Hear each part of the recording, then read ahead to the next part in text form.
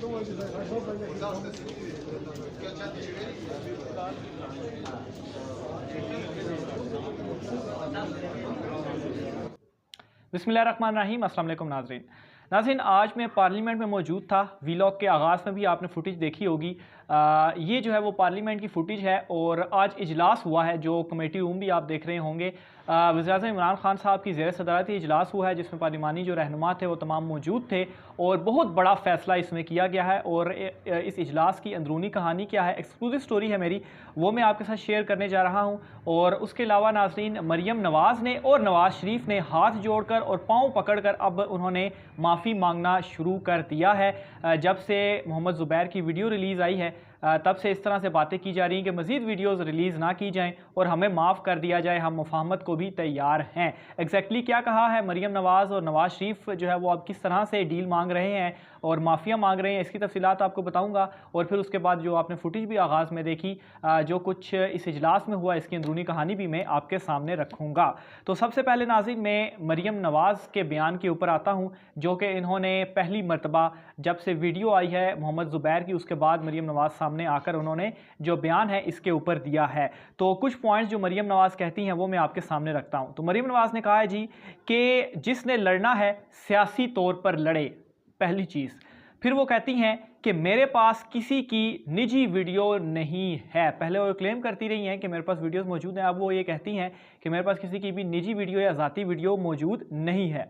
आगे वो ये कहती हैं कि किसी की गैर इखलाकी वीडियो सामने आना बुरी बात है। अच्छा, पहले तो मैं आपको ये 4-5 मरियम नवाज़ के पॉइंट बता दूँ, फिर इसके ऊपर ये जो पॉइंट्स हैं इसके ऊपर मैं आपको कुछ चीज़ें जो है वो एक्सप्लेन भी करूँगा। आपको बताऊँगा कि जो आज ये बोल रही हैं इन्हीं के मुँह पर ही चपेट है। अच्छा, ये कहती हैं जी किसी की गैर इखलाकी वीडियो सामने आना बुरी बात है।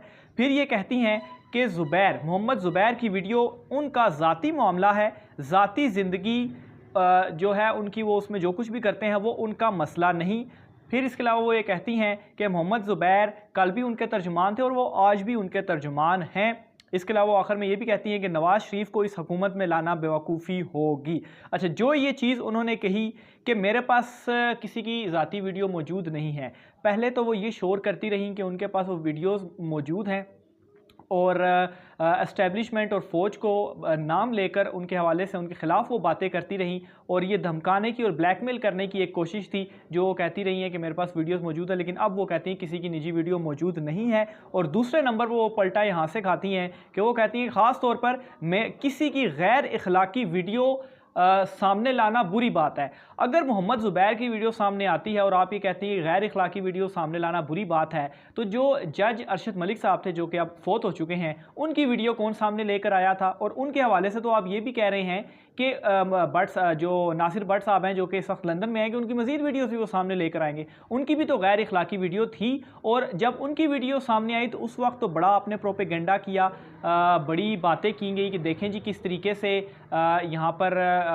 हमारे ख़िलाफ़ केसेस बना के और फैसले लिए जा रहे हैं, और ये प्रोपेगेंडा आपने किया। लेकिन आज जब अपनी बारी आई तो आपने ये कहना शुरू किया जी नहीं जी ऐसा नहीं होना चाहिए। अच्छा, फिर वो ये जो कुछ कहती हैं कि एक तो मोहम्मद ज़ुबैर का ये ज़ाती मसला है जो कुछ उन्होंने किया, और दूसरे नंबर पर वो आज भी उनके तर्जुमान हैं यहाँ, ये इनकी ज़हनी अक्कासी है, उनका ज़ाती मसला है। ज़ाती मसला किस तरह से हो सकता है कि अगर वो गवर्नर हाउस में ये काम कर रहे हैं, अपने ओहदे का गलत इस्तेमाल कर रहे हैं, और जो उनकी वीडियो सामने आई गैर इखलाकी हरकत आपने भी देखी होंगी, जो कुछ वो उनमें कर रहे हैं, जो कुछ उन ख़वातीन के साथ हुआ, उन लड़कियों के साथ हुआ, तो ये उनका ज़ाती मसला कैसे हो सकता है? उनके ख़िलाफ़ इन वीडियो की पूरी इंक्वायरी होनी चाहिए, तहकीकात होनी चाहिए, इसका फोरेंसिक जो है वो इसकी टेस्ट होना चाहिए, और उसके बाद इनके खिलाफ इंक्वायरी होनी चाहिए कि ये आया, इन्होंने किया क्या है। लेकिन ये उनको अब डिफेंड करने पर तुली हुई हैं कि नहीं ये उनका ज़ाती मसला है और वो आज भी मेरे तर्जुमान हैं। अच्छा, इसके अलावा वो कहती है कि नवाज़ शरीफ को लाना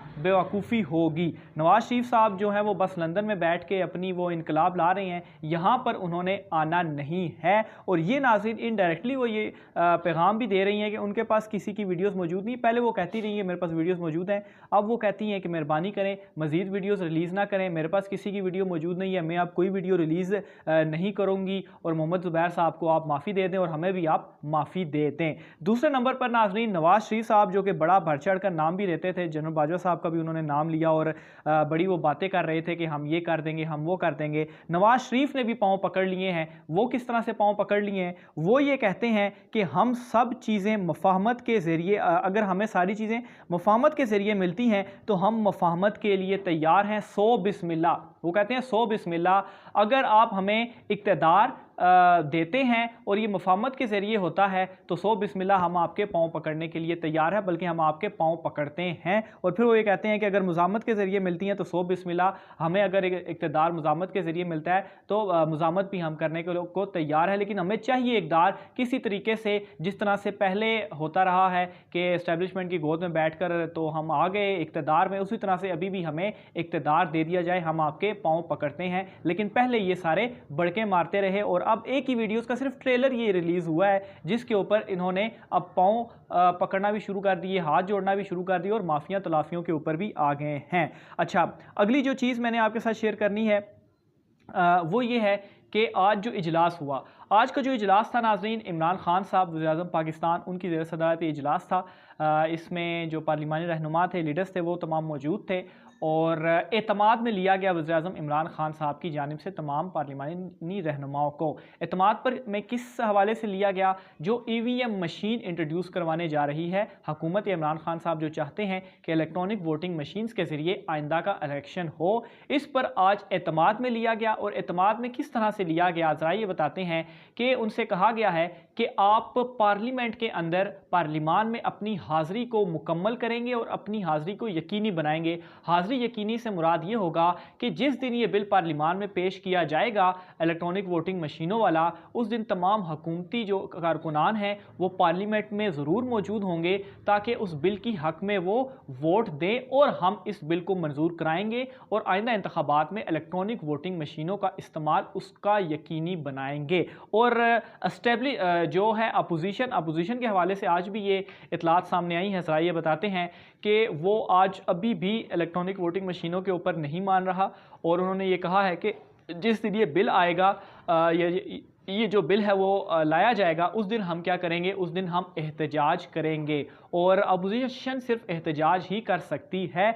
और EVM मशीन नाज़रीन आना बहुत ज़रूरी है और इसकी डिटेल्स मैं अपने व्लॉग में बता भी चुका हूँ कि ये सिर्फ एक कैलकुलेटर नुमा मशीन है, इसके ज़रिए कोई हैकिंग वाला मसला ही नहीं है। और मैं एक प्रोग्राम भी सुन रहा था सलीम साफ़ी साहब का, जो कि बड़े सीनियर साफ़ी कहलाते हैं, और फवाद चौधरी के साथ उनका प्रोग्राम था। उस प्रोग्राम में वो उनसे पूछते हैं कि पता नहीं बलूचिस्तान के या KP के कोई इस तरह के इलाके हैं जहाँ पर तो बिजली के बड़े मसाइल हैं, तो अब वहाँ पर EVM मशीनों का इस्तेमाल कैसे करेंगे? तो ये एक बेसिक चीज़ है जो कि उन्हें मालूम ही नहीं है कि EVM मशीनों जो हैं उनमें बैटरी का इस्तेमाल किया जाएगा और वो जो बैटरियां होंगी 1-2 दिन तक बगैर बिजली के उनको चार्ज करने की ज़रूरत नहीं है, वो चलती रहेंगी। यानी कि जो आपका इलेक्शन का टाइम है, जो वोटिंग का टाइम है, इवन के वोटिंग के टाइम के बाद भी वो उनकी चार्जिंग का उनको कोई मसला नहीं होगा। तो ये एक बेसिक नाज़रीन चीज़ है जो कि इनको मालूम ही नहीं है और ये जो है वो कहते हैं कि EVM मशीनें नहीं आनी चाहिए। इसी तरह हाल अपोजिशन का है कि इन्हें बुनियादी तौर पर मालूम ही नहीं है कि EVM मशीन जस्ट एक कैलकुलेटर और उसने कैलकुलेट करना है और फ़ौरन आपको रिजल्ट दे देने हैं। उसमें और कोई हैकिंग वाला मसला ही नहीं है और ना ही उसकी चार्जिंग का या बिजली को उसकी ज़रूरत है। वो बैटरी उसमें डलती है और वो चार्ज होगी और उसकी जो चार्जिंग है वो 1-2 दिन तक रहेगी। इस वाले से नाज़रीन आप अपनी राय का इज़हार कमेंट बॉक्स में कर सकते हैं, जो आपको मैंने आज की डिटेल्स बताई हैं। आज के व्लॉग से इतना ही, मुझे इजाज़त दीजिए। अल्लाह हाफ़िज़।